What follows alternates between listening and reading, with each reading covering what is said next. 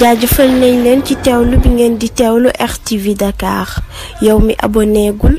aboneel ngeen commenté like suñuy vidéo kenn ku nekk ci turam ak santam sama wax nag du ci bari li may wax rek lenn dong la mooy suñu yaay yi lenn rek laa bëgg ngeen xam mooy ngeen jàppale Papa Moussa Gaye boo leen ko jàppale suñu réew mi dina jëm kanam ndax am naa yaakaar 2024 bu Sonko yéegee lu bari dina wàññeeku.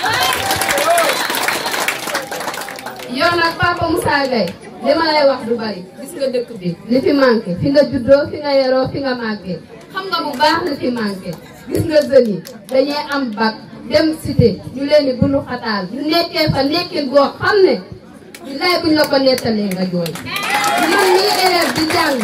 maa ngi ñaan yàlla sama mag yee nekk ca cité ba di fa dund boo xam ne neexul te. doy na war daal doy na war macha allah. waxee dinaa ci wax nag benn baat boo xam ne métti na ma wax nañ ma ko fii keroog ci mitinu Ousmane Ndiaye bi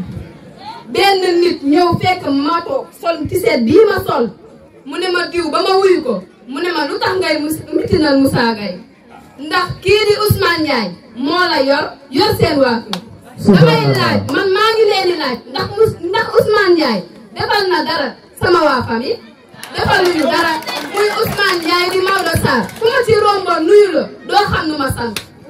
waaye nag maa ngi fier ci sama papa ji nga xam ne daf maa tudd ba pare wëbatu ko jël turam ñàkk ko ci sama tur. macha allah Fatou foude ji. macha allah.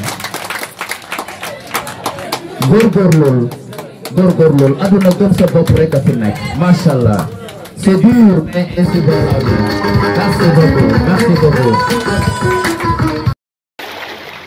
jaajëfal nañ leen ci teewlu bi ngeen di teewlu RTV Dakar yow mi abonégul aboneel ngeen commenté like suñuy vidéo